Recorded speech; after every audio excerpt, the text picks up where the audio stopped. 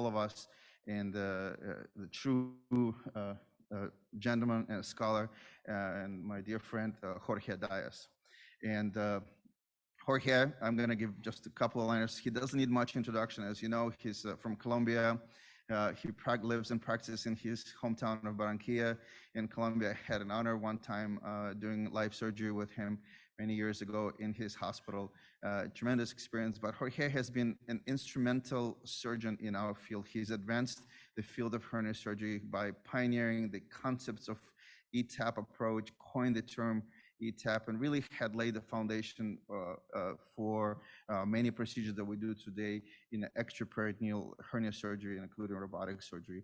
He continues to not only innovate in many ways, but he continues to lead by example. He mentors young people. He runs educational courses that are well attended by throughout the people from mostly Latin America, but all over the world.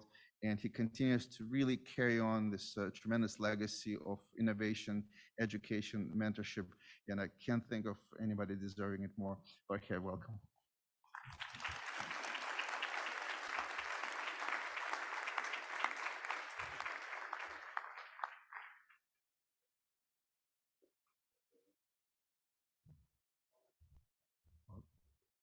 Thank you very much, Mr. President, for a generous introduction. I'm truly honored to be here. I want to invite you to share with me this journey down the long, tortuous road of innovation. A journey that started in Barranquilla in the late 80s when I launched my surgical practice. Barranquilla is a vibrant port city in the north coast of Colombia, with a cosmopolitan community of immigrants from all over the world that offers opportunities and challenges. After 5 years of practicing mainly emergency surgery, I began to pursue the struggle. I began the struggle to pursue what for many was the next revolution: minimal invasive surgery. That was not an easy task and involved moving from the well-equipped hospital I was working in to a small hospital where a missionary and surgeon from Texas was the only person who really believed in our project and accepted the early introduction of laparoscopic cholecystectomy in 1991 in Clinica Bautista. The TEP technique has been documented on both sides of the Atlantic in 1992.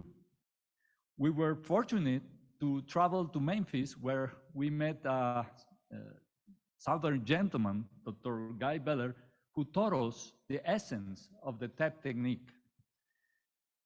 The technique that Dr. Beller taught us has been practically unaltered for a quarter of a century. And even if we try hard to teach this technique to surgeons, we found ourselves grappling with a disappointingly low implementation rate. So the stage was ready for innovation or change. So in 2009, while we were seeking for ways to facilitate the TEP technique and compensate the drawbacks, we imagined the ETAP concept, the small e being the enhanced view TEP technique. When we presented this idea to our small surgical group, it immediately seemed promising, which inspired me to push the idea forward.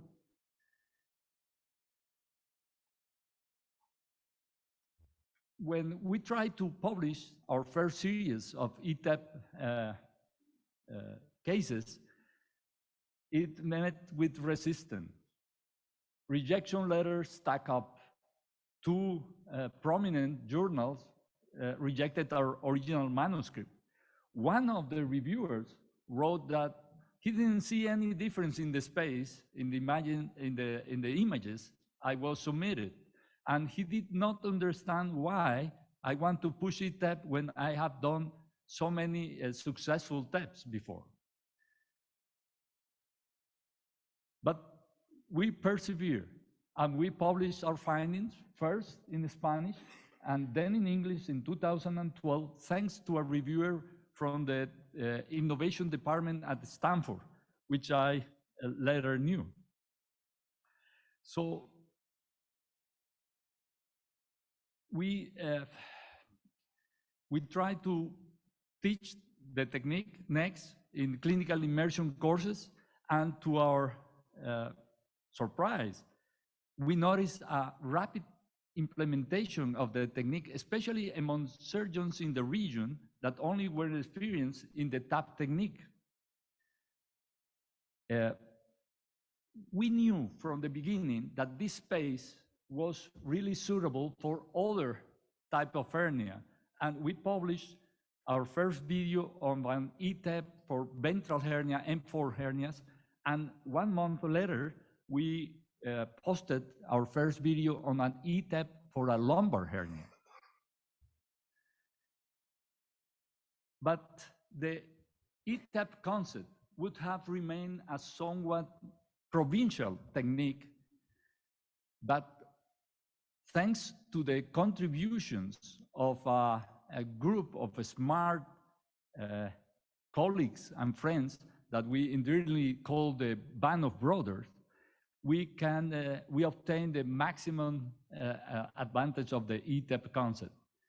So David Chen, for example, conceptualized ETEP. He considered more than a technique, as a way to access, understand, and use the extraperitoneal space. Yuri Nowicki not only described the posterior component separation TAR, but after watching our procedure in Barranquilla, he invited us to write a chapter to his book that is very popular today. Brian Jacobs, as the head of the International Hernia Collaboration, allows a worldwide dissemination of the concept. But it was Igor Belyansky, with whom I was in constant communication, who really revolutionized the field when he described a method to pass extraperitoneally from one retrorectus space to the other by dividing the medial aspect of the ipsilateral and contralateral posterior rectus shed. This technique was dubbed the crossover.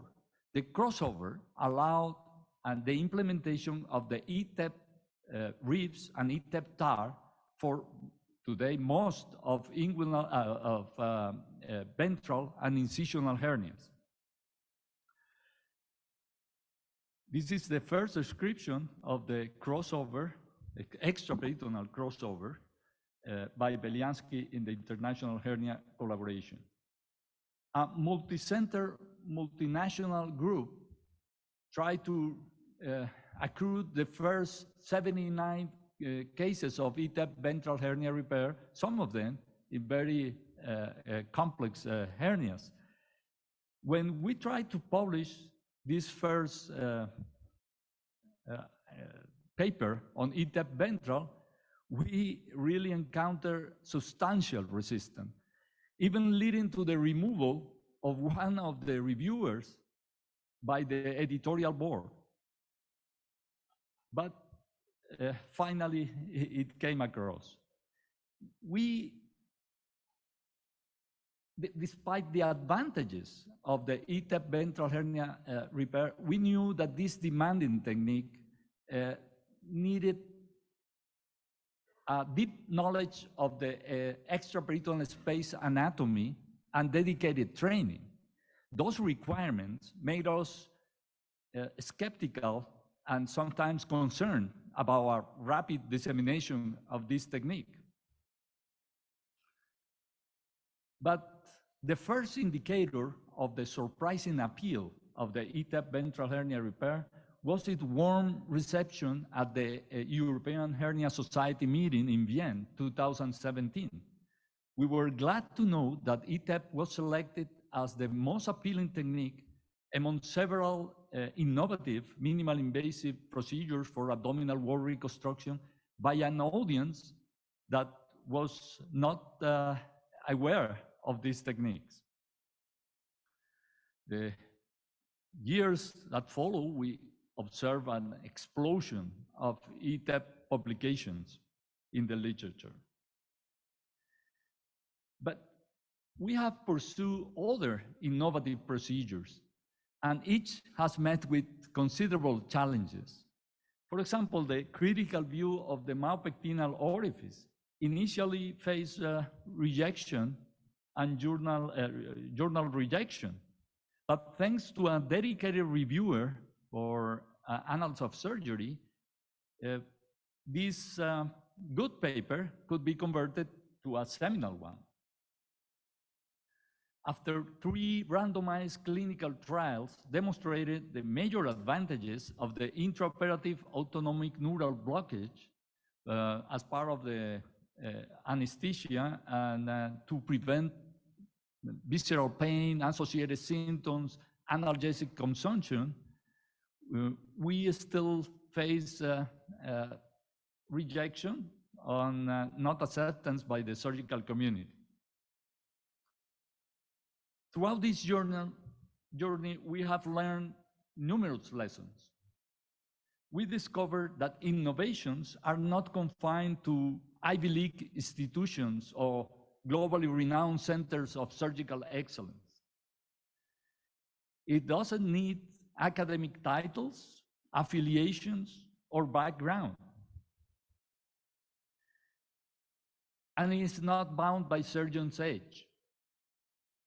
Some of us has to take care of domestic pursuits, and only when the nest was empty, we were able to say it in a way, hatch another kind of eggs.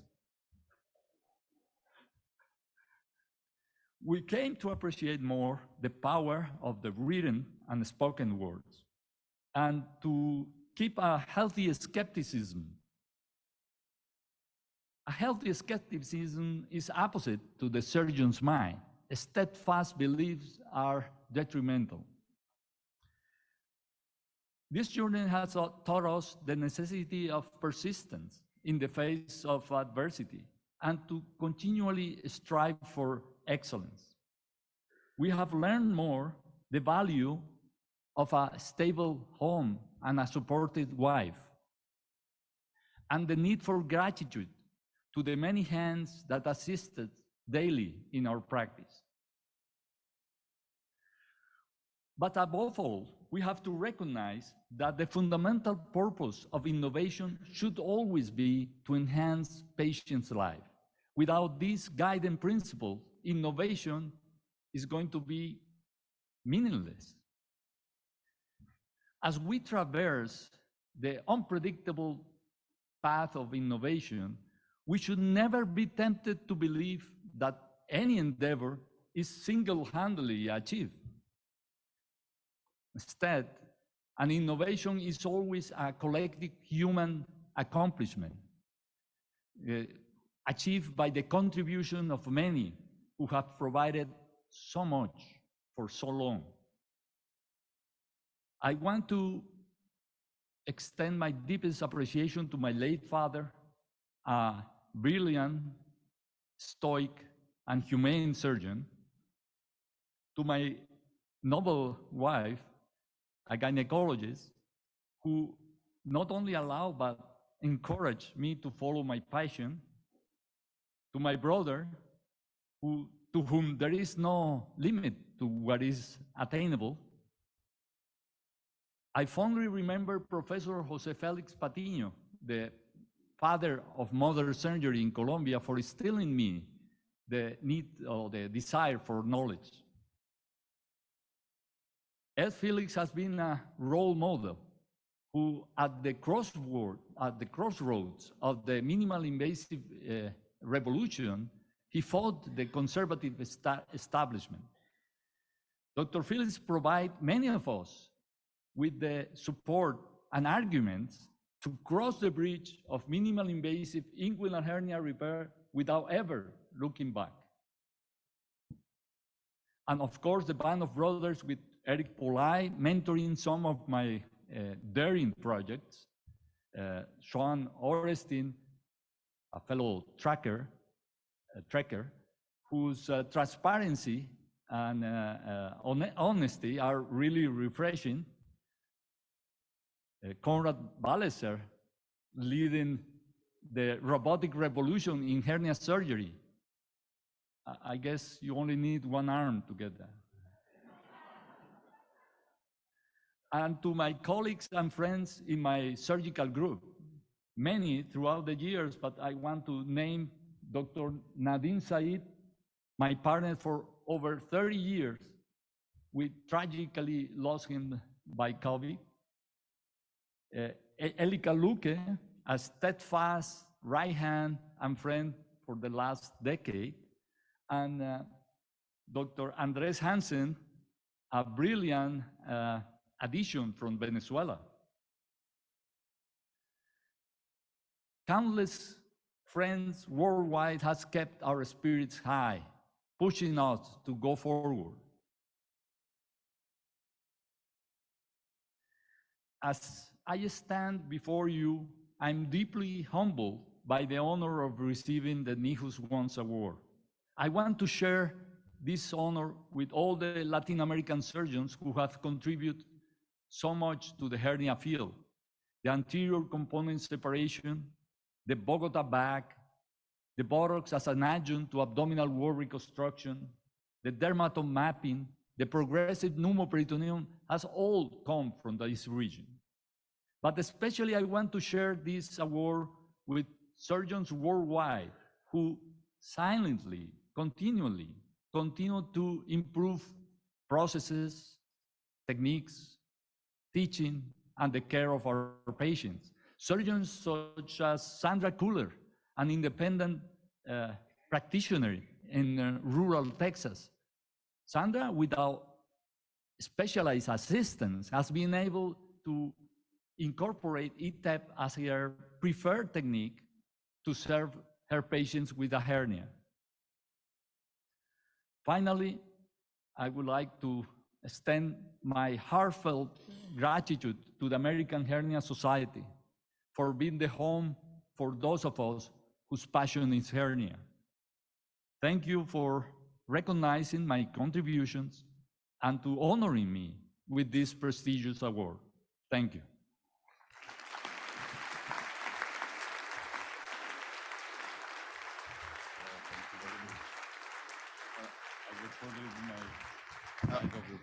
The word says Jorge Daes. We're going to put a little E before his last name, but he doesn't need to have any enhancement. Thank you so much. Congratulations. Thank you.